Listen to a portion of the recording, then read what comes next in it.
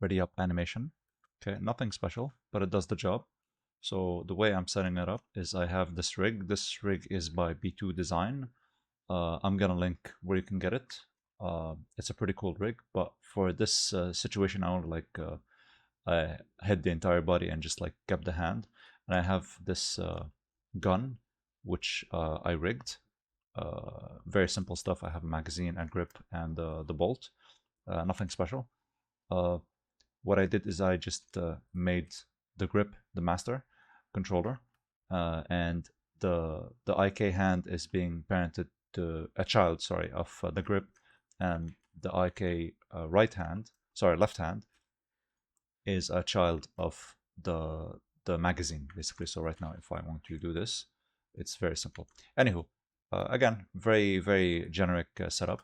The idea though is that, let me show you, because right now I'm going to use a different add-on, which is called Anim Toolbox, in conjunction with Animate Pro, just to showcase how powerful these two combinations are. So I'm going to do a bit of space switching. So let's say basically I am going to, on, let's say, this moment, basically the gun needs to, let's say, rotate a bit up, then down. Okay, cool. So if I were to do this manually, I'm going to have to, on each keyframe, do this, then this, then this, then this. It's very tedious, and I'm basically counter animating. Here's the thing though, I can just manually, what I can do, and I can just get an empty. Let's put an empty here. I'm going to try to aim it here, right? And again, this is still the manual approach, but I'm just going to give you an example. I'm going to try to do this. Obviously, I wouldn't do this. I would just go into object mode, try to get the empty here. Okay, right? Well, it doesn't matter. Anyways, and I would try to, in local, try to get it here. And I would basically like parent it to the gun, make it a child of the gun, and then bake the animation down, and then make a track 2 constraint to the gun basically, and then make the empty the tracker, which means that now the gun is tracking to the empty. But here's the thing, these are a lot of manual steps, and we don't want to do that. What I can do basically, I'm just gonna like showcase just this small add-on. It's called the Animate Toolbox, and it can do a lot of things, but one of the things that I can do is automate the steps that I just listed below. Here's the thing.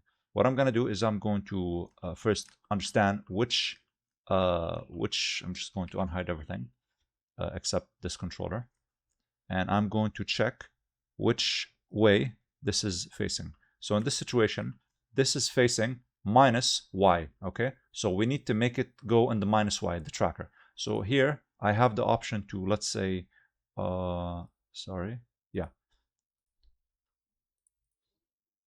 okay, so when I click on FK temp controllers, I want to go to track target, and the tracking is minus Y. Okay, so you can see that there's a small controller. Let's see it in a bit. There you go. It's going far away, and I'm gonna click control. So what this does basically, it baked the action of the grip on every frame that it had an action, and you can see that over here. Actually, let me do it again, but I'm gonna make it bigger. Okay, I'm gonna zoom in. Okay, I'm gonna click world space minus Y. Okay, but I'm gonna make the size slightly bigger. Just let me, yeah, there you go. See? Let's make it this size and back. Press OK.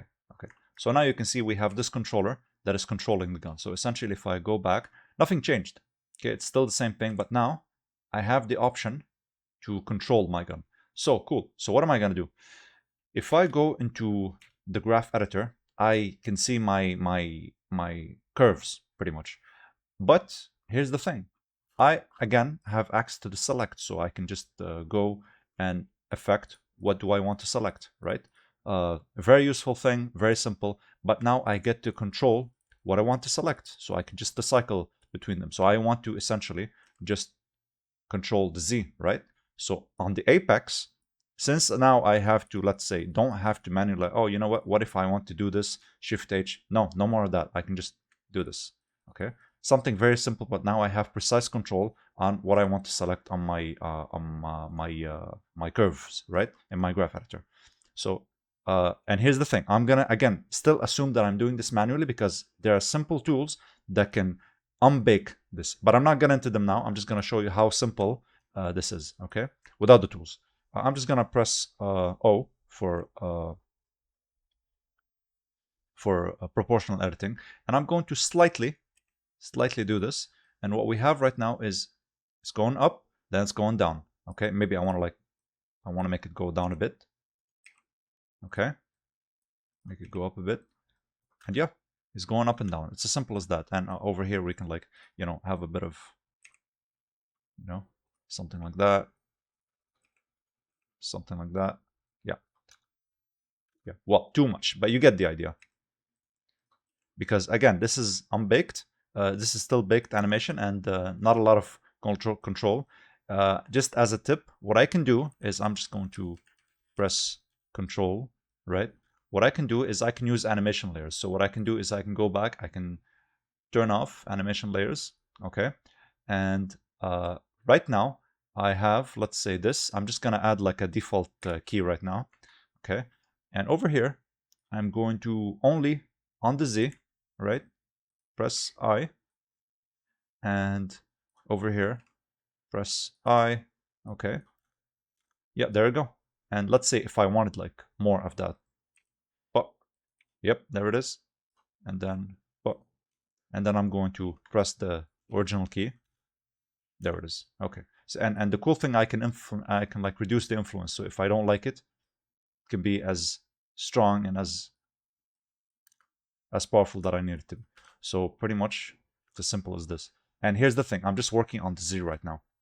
So like if I go back to my graph editor, okay, I'm going to again use the cycle, and I just cycle to the Z, and let's see, cycle to the Z. There you go. So I have right now the Z. I'm not touching the left, right, and the up, down. Sorry, the left, right, pretty much, yeah, and the forward and backwards. I'm just touching the Z because that's pretty much what I want, right? Even though I'm using animation layers. Let's assume that I want to go back to the forward, backwards, left, right. Having control on which curve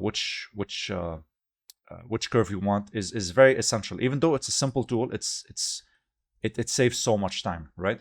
But anyways, let's assume that, you know, I'm done. I'm just going to go to, I like this strength. I go to my bake operator.